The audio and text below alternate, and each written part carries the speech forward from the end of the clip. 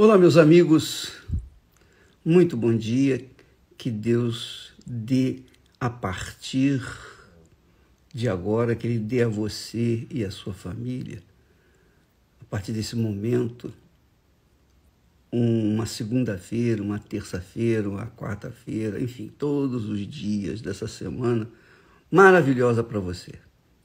É o que eu desejo. Você que crê na palavra de Deus tem direito a isso. Você que não crê, esquece. Mude de canal.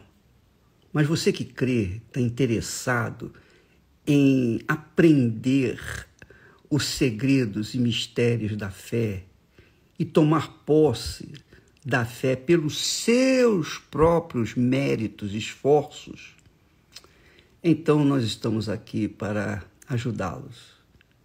Veja só, você conhece a história do sábio e do seu discípulo? Você já ouviu essa história? É uma história muito interessante e tem um profundo ensinamento para cada um de nós. Um profundo, extraordinário, magnífico ensinamento.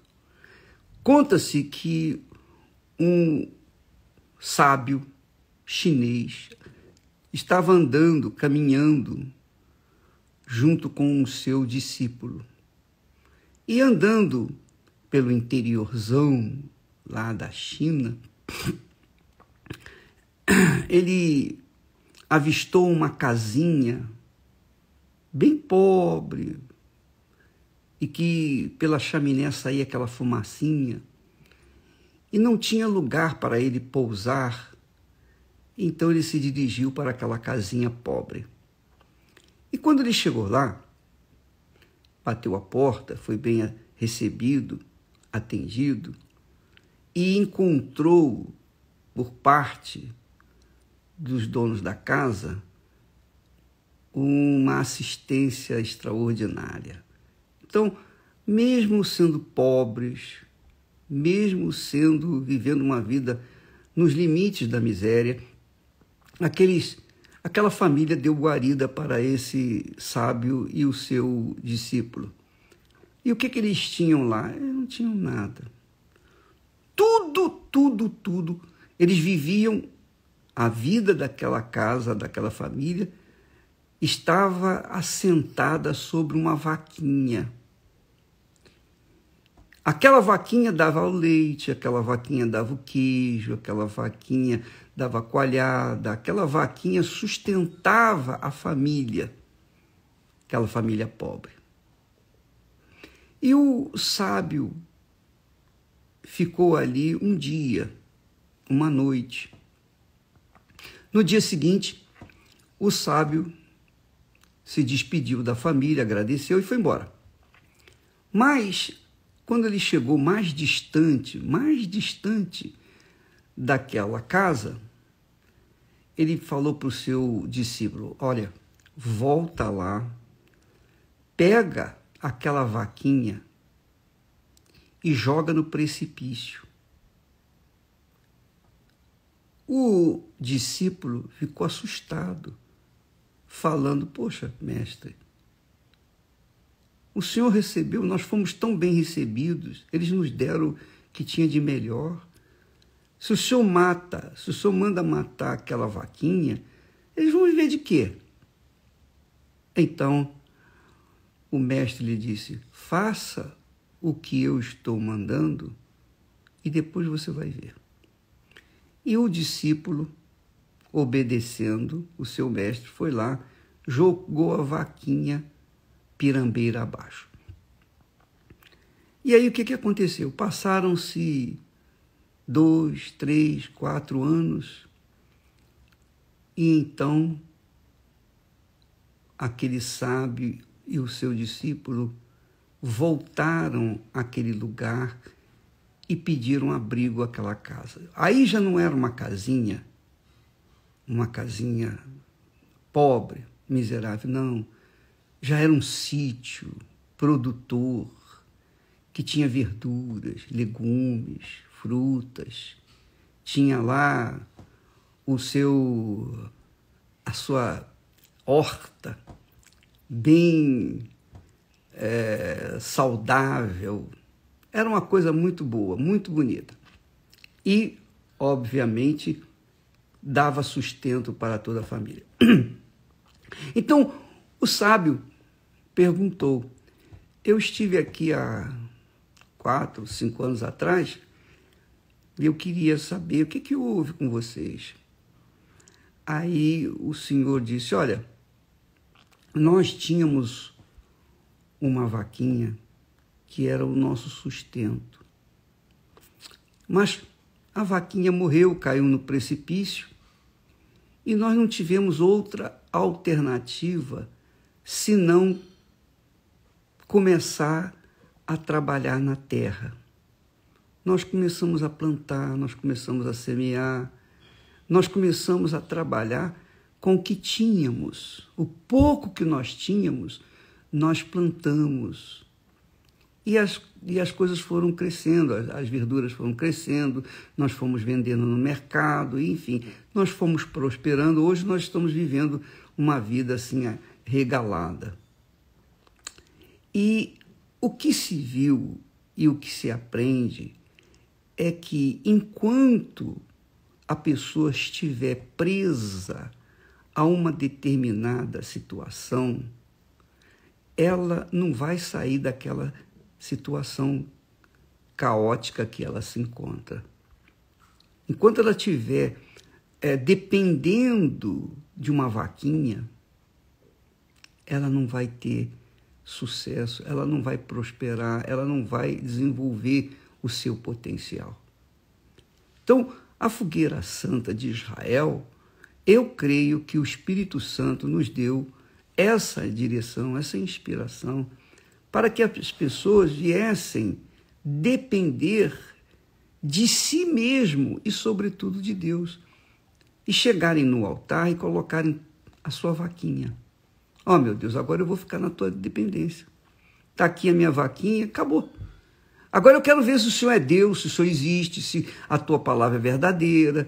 Eu quero ver se o Senhor vai abrir as janelas dos céus. Eu quero ver as grandezas tuas, porque eu não dependo mais de ninguém, de nada, de ninguém. Eu não posso nem depender, porque eu não tenho a quem recorrer. Essa é a fé, minha amiga e meu amigo. Foi por isso que o apóstolo Tiago fala que Deus deu a fé para os pobres, porque os ricos já têm o seu consolo, o seu conforto, já têm os seus recursos. Então, para os pobres, deu a fé, para que através dessa arma de guerra, de defesa, de ataque, essa arma venha fazer da criatura, do pobre, uma pessoa abençoada. Quando Jesus falou para o pobre, o jovem pobre, para vender tudo e dar aos pobres, Jesus estava ali provando o coração daquele jovem. E ele realmente não passou no teste, porque ele provou que o coração dele estava nas suas riquezas. Então, por conta disso, ele perdeu o reino dos céus, que foi o mesmo que aconteceu com o rico que morreu e também o Lázaro, que foi para o seio de Abraão. A mesma coisa. Lázaro não tinha quem se apegar, então ele se apegou à sua fé, ao Deus de seus pais. O rico não. O rico tinha a fé dos seus pais, no Deus dos seus pais, mas não praticava. Ele não vivia de acordo com a fé que ele era judeu, que ele tinha ou dizia possuir. Por conta disso, ele foi para o inferno, porque ele ficou na dependência das suas riquezas, do seu poder, da sua glória. Então, minha amiga e meu amigo, Deus não é contra a riqueza, pelo contrário, Deus é o dono de tudo. Se ele é rico. Então, eu quero que você saiba, e até porque Abraão foi rico, foi podre de rico, Isaac, seu filho, também. seu neto. E tem judeus pelo mundo inteiro, ricos, podres de ricos, por causa da promessa feita a Abraão. Ora, essa promessa que foi feita para Abraão é para você também. É para você também. Mas, se você ficar dependendo do governo, ficar dependendo do patrão, ficar dependendo de fulano, de um amigo, de uma Bolsa Família, ficar dependendo de favores de terceiros, você não vai sair, você não vai desenvolver o seu potencial vai ficar preso, amarrado, atado. E eu posso falar isso para vocês. Eu tenho autoridade, experiência, eu posso falar isso para vocês. Porque aconteceu comigo. E Deus não faz acepção de pessoas. Ele abençoa todos. Agora, nem todos querem a bênção de Deus, não querem seguir a trilha, o caminho que Deus traça. Nem todos querem apelar para a fé, nem todos querem contar consigo mesmo e, sobretudo, com Deus. Porque essa é a fé que agrada a Deus. A fé que agrada a Deus é dependência dele. Se você não depende dele, então essa fé sua é pífia, não vale nada. O que adianta você dizer que crê em Deus, mas não crê em si próprio? Não crê nas promessas dele. Se você crê em Deus, você crê nas promessas dele. E se você crê nas promessas dele, você age, você toma atitude, você faz a sua parte para que então Deus venha fazer a dele. Essa é a fé. Não é isso que agrada a Deus? O que agrada a Deus é a fé. Está escrito isso. Porquanto é necessário, sem fé é impossível agradar a Deus, porquanto é necessário que aquele que crê em Deus tenha certeza, tenha convicção de, ao se aproximar-se dele, apresentar a sua vida e depender dele. Sem fé é impossível agradar a Deus, porquanto é necessário que aquele que se aproxima de Deus creia mesmo, que ele existe e que se torna galardoador daqueles que o buscam. Então, essa fé que Deus se agrada, está aí com você. Você tem essa fé. Está aí com você. O que falta? Falta você acionar esta fé. Falta você exercitar essa fé. Falta você tomar atitudes. Porque a fé dá coragem também. E eu posso ensinar isso para todos vocês. Porque eu experimentei essa fé. Eu experimentei esse Deus que eu prego, que eu ensino, que eu dependo. Eu experimentei. Eu fiz o meu pacto com ele. Em dado momento da minha vida, eu larguei tudo. Eu abri mão de 2 empregos públicos que eu ganhava muito bem e dava para... Hoje eu estaria aposentado, vivendo do governo. Eu deixei 2 empregos públicos, um federal e um estadual. Pedi demissão. Sabe por quê? Porque eu tinha dito para Deus, ó Deus, é tudo ou nada, ou o Senhor é comigo ou o Senhor não é comigo. E quando eu fiz isso, então Deus prosperou o meu trabalho. Ele me deu sabedoria, ele me deu conhecimento, ele foi me dando, me sustentando com os frutos do Espírito Santo, com os talentos do Espírito Santo. Então é assim que funciona, minha amiga, meu amigo. É claro que se a pessoa crê em Deus e fica esperando uma mágica da parte dele, Deus não é mágico. Deus falou, Deus prometeu, Deus disse, Deus pronunciou a sua promessa. Então, a gente tem que executá-la. Ninguém pode executar a promessa de Deus por mim. Eu tenho que executá-la, eu tenho que obedecê-la por mim mesmo. Você tem que obedecer por si próprio. E é isso que é difícil para as pessoas entenderem. Agora, é claro, quando você toma uma atitude de fé, você tem que sacrificar. Sacrificar a sua vida, sacrificar o seu eu, sacrificar as suas vontades, sacrificar os seus pecados. Você tem que sacrificar, sacrificar, sacrificar. Sempre sacrificar, sacrificar todo dia. Todo dia. Eu queria que você entendesse isso. Sem o sacrifício da fé, não há crença. Porque crer apenas de forma teórica é fácil. Todo mundo crê. Mas de forma prática, apenas aqueles que realmente conquistam que a gente vê que creram. Essa é a fé.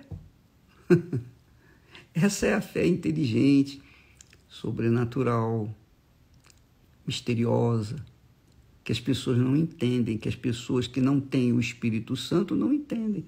Quando a gente fala, ensina, orienta, as pessoas parece que são surdas, parece que são cegas, parece que são débeis mentais, não entende nada. Você está falando uma coisa, ela entende outra. Não tenho dúvida. Por quê? Porque são pessoas que querem só as benesses, querem ficar... Sabe aquele filhote de passarinho que não pode voar, não pode fazer nada? Só fica com o biquinho aberto, esperando que a mamãe venha trazer a comidinha, venha trazer a minhoquinha e coloque na sua boca. Então, amiga e amigo, depende de você. A sua vida depende de você. Obviamente, depende de você crer na palavra de Deus.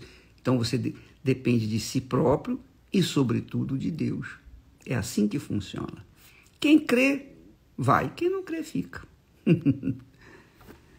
Deus abençoe vocês em nome de Jesus e venha abrir o entendimento para que vocês possam enxergar a visão da fé sobrenatural. Deus abençoe em nome de Jesus. Amém.